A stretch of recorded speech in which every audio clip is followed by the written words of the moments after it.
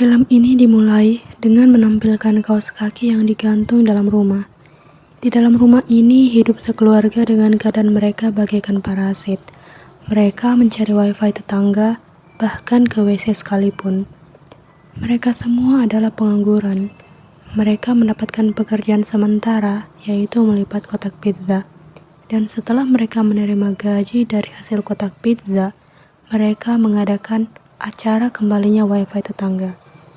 Suatu hari, Kiwu diajak oleh temannya untuk menggantikannya mengajar di rumah orang kaya. Kiwu mau melakukannya. Mereka pergi ke warnet dan mulai memalsukan identitas Kiwu. Hari pun tiba. Kiwu pergi menjadi guru pengganti di rumah orang kaya yang dibilang oleh temannya. Dia melihat halaman yang luas dan rumah yang bagus.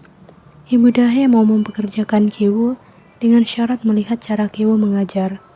Nah, Kiwu mengatakan bahwa Dahe harus fokus agar bisa menjawab soal ujian. Ibu Dahe memberikan gaji awal Kiwu. Mereka melihat lukisan yang dibuat oleh adik Dahe. Ibunya mengatakan jika anaknya yang menggambarnya.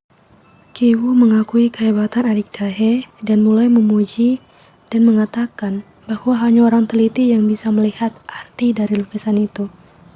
Ibu Dahe pun merasa bangga. Ketika Kiwu akan pulang, Ibu Dahe bercerita jika ia sedang mencari guru seni untuk anak kecilnya. Kiwu pun memiliki ide buruk. Dia mulai berbohong dan berkata bahwa dia mengenal seseorang yang ahli di bidang seni. Tapi, bayaran orang itu sangatlah tinggi. Tanpa berpikir panjang, Ibu Dahe pun menyetujuinya. Nah, esoknya, Kiwu membawa adiknya yang bernama Kijung. Dia memakai nama samaran yaitu Jessica. Ibu Dahe pun menceritakan tentang anak bungsunya kepada Kijung. Kijung masuk ke kamar dan menyuruh Ibu Dahe keluar. Dia mengatakan bahwa ini adalah cara dia mengajar. Kijung menceritakan pada Ibu Dahe jika anak bungsunya mempunyai sesuatu yang menjadikan sifatnya seperti itu dengan berpura-pura tahu pada seni. Tapi, ternyata ia hanya menggunakan Om Google untuk mencarinya. Ibu Dahe percaya pada perkataan Kijung. Kijung menawarkan jika dia mau bekerja di tempat itu, asalkan gajinya tinggi. Nah, Ibu Dahe pun tentu saja setuju. Dalam perjalanan pulang, Kijung diantar oleh sopir orang kaya itu. Nah, di situ Kijung memiliki ide buruk. Dia memiliki ide untuk menggantikan sopir itu dengan ayahnya. Aksi Kijung pun bisa dibilang berjalan lancar, karena tidak lama kemudian sopir itu pun dipecat. Nah, di saat kekosongan sopir, Kijung menyarankan pada Ibu Dahe ada seorang sopir yang dia kenal. Awalnya, Ibu Dahe tidak menyetujuinya. Namun, Kijung tetap meyakinkannya. Nah, Ibu Dahe pun percaya dan mau dikenalkan oleh sopir itu. Ayahnya dan Kiwu mencoba memakai mobil.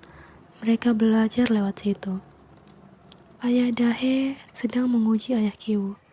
Ayah Kiwu mulai mengarang cerita, di mana dia membesar-besarkan keahliannya. Ayah Dahe mengakui sopir itu. Dia memegang secangkir kopi, namun kopi itu tidak tumpah ketika mobil tersebut berbelok.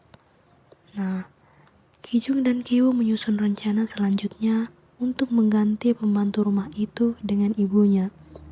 Mereka membeli buah persik. Buah itu dikeruk menggunakan silet agar menjadi serbuk. Kiwu menumpahkan ke arah pembantu itu. Pembantu itu pun pergi ke rumah sakit. Nah, di saat mereka menjalankan aksinya, ayah Kiwu memotret dirinya dengan pembantu itu. Ayah Kiwu memberitahu kepada Ibu Dahe bahwa pembantu itu mengalami TBC, tapi Ibu Dahe tidak percaya. Nah, sesampainya di rumah, ayah Kiwu berjalan duluan dan menumpahkan saus pada tisu yang dibuang oleh pembantu tersebut. Nah, Ibu Dahe pun percaya, dan tidak lama pembantu itu pun dipecat. Di sisi lain, ayah Kiwu menawarkan kartu nama pembantu baru. Kijung pun beraksi. Ibu Kiwoo mulai bekerja di rumah orang kaya itu. Suatu hari, keluarga kaya ini pergi berkemah. Di rumah ini tersisa keluarga bagaikan parasit. Mereka tinggal seperti di rumah sendiri. Mereka makan, mabuk, dan juga tidur. Pembantu sebelumnya datang. Mereka membuka pintu. Nah, pembantu tersebut langsung menuju ke ruang rahasia. Keluarga itu pun mengikuti pembantu itu. Sesampainya di sana, dia memberi makan suaminya dengan pisang. Suaminya tinggal di basement untuk menghindari penagih utang. Ibu Kiwoo mau menelpon polisi, tapi pembantu itu memohon supaya mereka tidak dilaporkan. Kiwoo tergelincir dan mereka pun jatuh. Pembantu tersebut tahu bahwa mereka sekeluarga. Dia merekam keluarga itu. Pembantu sebelumnya pun keluar dengan suaminya.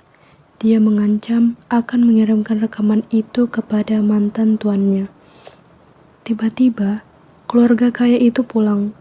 Pembantu sebelumnya diseret ke basement dan suaminya. Keluarga itu sampai di rumah. Keluarga yang bagikan parasit itu diam-diam keluar dari rumah itu lewat garasi. Saat itu terjadi hujan dengan sangat deras. Rumah mereka kebanjiran. Mereka tinggal di pengungsian. Kiwoo minta maaf kepada ayahnya karena mereka mendapatkan kesulitan. Hari ini adalah acara ulang tahun adik Dahe. Kijung membawakan kue. Tapi, suami pembantu sebelumnya menikam Kijung. Keadaan pun kacau. Ayah Kijung tiba-tiba menikam bosnya. Kijung tidak tertolong. Kiwoo dan ibunya menerima hukuman atas percobaan pembunuhan. Kiwoo terus mencari ayahnya hingga dia tahu jika ayahnya masih berada di rumah itu. Kemudian, di akhir cerita ini, di situ menunjukkan jika Kiwoo berencana untuk menghasilkan uang yang banyak dan membeli rumah itu agar ayahnya bisa bergabung bersama mereka.